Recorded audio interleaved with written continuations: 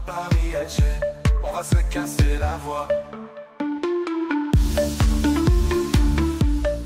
Salut à tous les frérots, j'espère que vous allez bien. Bienvenue sur la chaîne MTO Foot et aujourd'hui, on plonge dans l'actualité brûlante des JO 2024. Et après avoir vu ce match-là, je pense que tous les Marocains sont très heureux. Quel match du Maroc, 4-0. Et tout ce que j'avais réclamé dans les vidéos précédentes, au niveau de jouer beaucoup plus simple, dans le bon tempo, montrer vraiment de quoi les joueurs étaient capables, chose faite.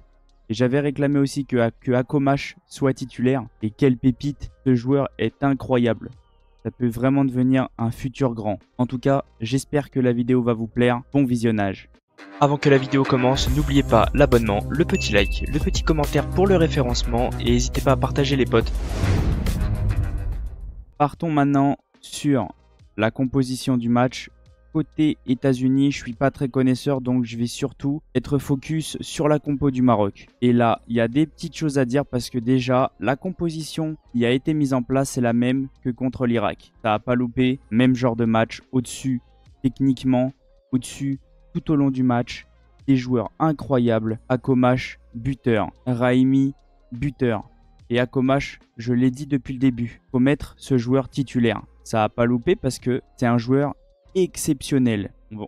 Et pareil pour Abdé, gros match. Je crois qu'il est passeur décisif. Si je dis pas de bêtises, oui c'est ça. Il est passeur décisif sur le but de Akomash. Très gros match aussi. Raimi, encore une fois, j'ai eu la sensation de voir un vrai numéro 9.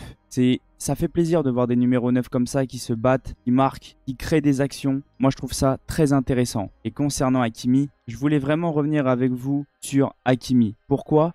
Parce que on voit que c'est un leader. Sur chaque action, il replace les joueurs. Sur chaque temps, on sent que c'est un leader. Il parle, il donne des conseils. Sur chaque pause, je le voyais discuter avec les plus jeunes. Sur le penalty aussi, c'est ça aussi qui m'a fait vraiment kiffer. Sur le dernier penalty, il est parti voir le tireur. Il l'a protégé parce qu'il a pris le ballon pour pas que l'équipe adverse le gêne. Il lui a probablement dit où tirer et comment tirer. Ça a marché parce que les joueurs sont vraiment en confiance grâce à ce genre de joueur comme Hakimi, un leader. Et moi j'adore ce joueur-là. En plus, il est buteur. Donc oui, très gros match de Hakimi. Ensuite, moi je dirais que ça reste très cohérent comme équipe, solide dans l'attaque et dans la défense. C'est vraiment une très belle équipe et j'arrête pas de le dire. Mais pour moi c'est le favori de cette compétition. L'Espagne va probablement jouer le Maroc au prochain tour et je suis pour l'Espagne. Mais le Maroc est clairement plus fort que l'Espagne, voire plus fort aussi que l'Argentine et la France. Moi je sens une finale Maroc-France et ça bougera pas. Ensuite, il y a eu des bonnes entrées. Bah voilà, le joueur qui a marqué sur penalty, les conseils de Achraf ont marché, et il a marqué. Et moi, ce que j'aime bien, c'est qu'il aide à mettre des joueurs en confiance. Parce que peut-être ce genre de joueurs-là ne sont pas en confiance. Et le fait d'avoir marqué, ça va peut-être le libérer. Donc moi, j'aime bien comment Hakimi gère l'équipe, pouvoir mettre en confiance les autres au lieu de stater pour ses propres stats. Et moi, j'adore ce genre de joueur en tant que leader. Pareil, les entrées ont été très bonnes concernant les Marocains. Ben Seguir, comme à chaque fois, je trouve bon. Sur chaque entrée, il arrive à déborder, il arrive à créer des très bonnes occasions. On peut aller voir déjà au niveau des stats, encore un match très maîtrisé. On voit quand même que le Maroc a dominé les États-Unis. 2,83 de XG à 0,69. Ça fait beaucoup, une grosse différence. 58% de possession à 42. 15 frappes à 9. Et là, c'est là qu'on peut voir que le Maroc est très réaliste. 9 frappes cadrées à 1. Pareil que le match contre l'Irak. Première mi-temps ultra maîtrisée. Deuxième mi-temps un peu plus équilibré parce que il menait. Ils savaient que ça allait probablement passer. On peut le voir déjà. Ils ont, même en étant, je dirais, moins impressionnant et moins au-dessus des États-Unis, ils ont quand même réussi à mettre 3 buts. Donc voilà, mais c'est à peu près le même style de match qu'on a vu que contre l'Irak. Une première mi-temps ultra maîtrisée, une deuxième mi-temps un peu plus équilibrée, mais le Maroc a quand même réussi à mettre 3 buts. Au niveau de tous les buts qu'on a vus, ce joueur-là, les gars, il est trop fort. Il y a une action qui s'est passée au début du match, et je ne sais pas si vous l'avez tous vu, sur corner. Il y a eu une sorte de système mis en place, et j'ai vraiment aimé. Tout en une touche de balle, ça a amené une occasion exceptionnelle. Le premier but, il y a 100 fois penalty.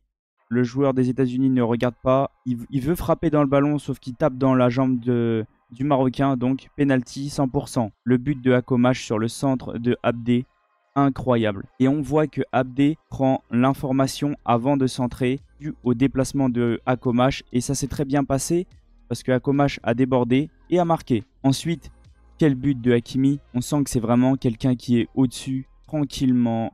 Il a dribblé, il a avancé, petite frappe, petit filet, exceptionnel. Et sur le dernier but, bien sûr qu'il y a pénalty tous les jours parce que à la base des bases, personne n'avait vu que le joueur du Maroc avait, surtout Hakomash, avait frappé, mais que ça avait tapé la main d'un joueur des États-Unis. Et moi, j'ai voulu attendre pour revoir les replays et j'ai commenté, j'ai dit, il y a main, il y a pénalty, ça n'a pas loupé. Quelques minutes après, l'arbitre est parti voir la VAR et sans réfléchir, a montré le point de pénalty. Donc pour moi, c'est un match ultra maîtrisé du Maroc qui montre encore une fois qu'il est un très gros favori dans cette compétition.